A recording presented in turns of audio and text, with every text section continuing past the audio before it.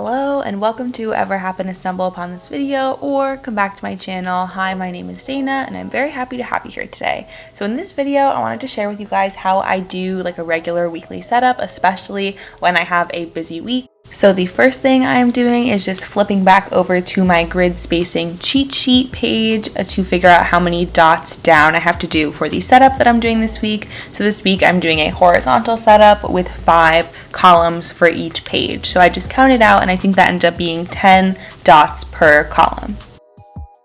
So once I had all of my columns laid out, I went in and wrote out the date for the week, which if you actually notice, I do end up making a mistake with this, but if you stay tuned, you'll see what I do to fix mistakes like that a little later on in the video.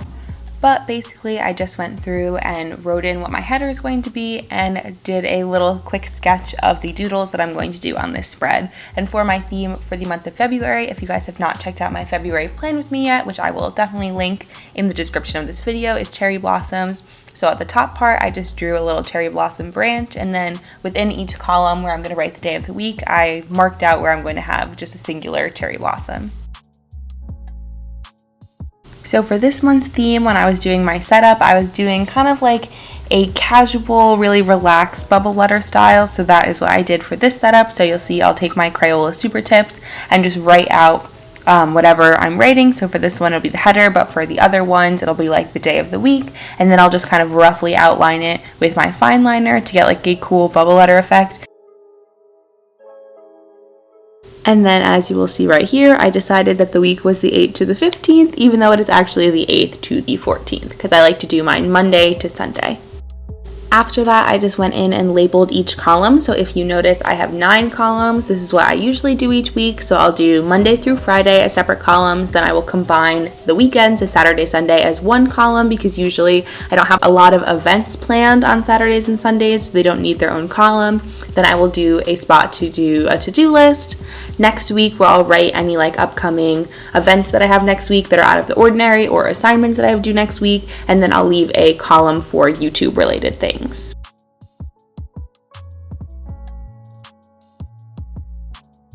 Alright, so for the next part of my setup, this is basically where I just go in and add any doodles that I'm doing, and this totally varies. So this week I would say it's like medium to low doodles because it's a pretty simple thing to draw. And I decided to kind of fast forward through a lot of this footage because if you want to check out how I did draw the cherry blossom, that is in my setup video. But for this video, it's more about just what I put into my weekly setup and how I go about making it. So the doodles themselves aren't really the important part. But depending on the week, sometimes if I have a lot of time when I'm doing my setup, I'll go like really crazy with the doodles. Other times it's kind of tame, and sometimes I just don't put any doodles, really just depending on how busy I am when I go to make it. So this week, it's a pretty medium amount of doodles, I would say.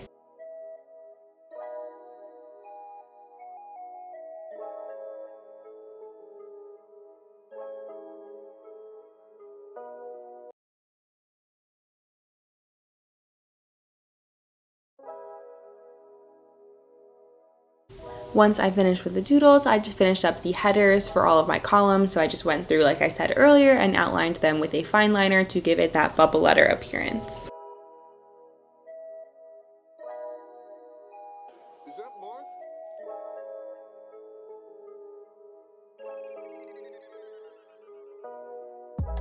Alright, so once I got to this part, I went to write in all of the dates for each column, which is what I usually do, either within the doodle, above it, under it, depending on what I do that week. And right about here was when I realized that my header was wrong, so now I will show you guys how I fixed that mistake. So for me, I think the easiest and actually a pretty cute way to fix mistakes in bullet journaling is to use colored paper. So I took this piece of pink construction paper that I had laying around that matches my theme and just glued it right over my header and drew on a new one. It really is just as simple as that. If you make a mistake with what you're writing, or if you just don't like how it came out, just stick a piece of paper over it. And what I like to do with mine is I'll like rip along the bottom edge to make it have like a more natural appearance as opposed to just being cut. And then I kind of skipped for you guys, but I just rewrote a new header with the correct dates. Alright, so now to actually write in my week. So the first thing I like to do is to flip back to my last week and see what I had written for next week. So those are things I want to keep in mind when I'm filling out my weekly events or to-dos once I get there. So first off, I just go with my calendar and write in every single thing that I had in my calendar that I am doing that week. So how you go about organizing yourself when it comes to making your bullet journal weekly spreads is really up to you and your personal style. So for me, I'm a huge fan of Google Calendars. That is what I use for like majority of my organization. So I'll go through and input like my weekly class schedule right in the beginning, and I'll have it repeat until the end of the semester. Same with like weekly meetings, bi-weekly meetings.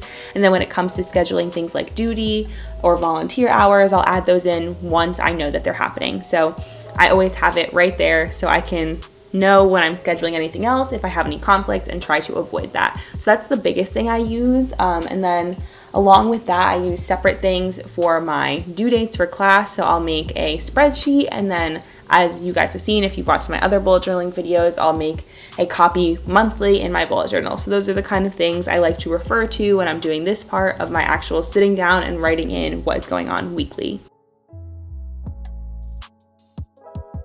Moving on to my to-do list section, starting out, I just go in with any due dates that I know I have this week. So anything I saw from my next week column on my last weekly setup, or like I was mentioning, my due date spreadsheet. So I'll just go in straight off the bat and write out to do anything that is to do for class. And then as the week goes on, I can add other things either just in my to-do column, or sometimes I'll write it on the specific day of the week that I want to get that thing done.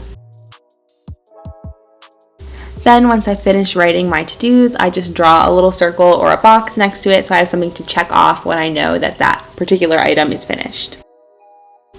Next up is my next week section, which is probably kind of self-explanatory after you listen to me talk about how I used last week's next week when setting up this week's.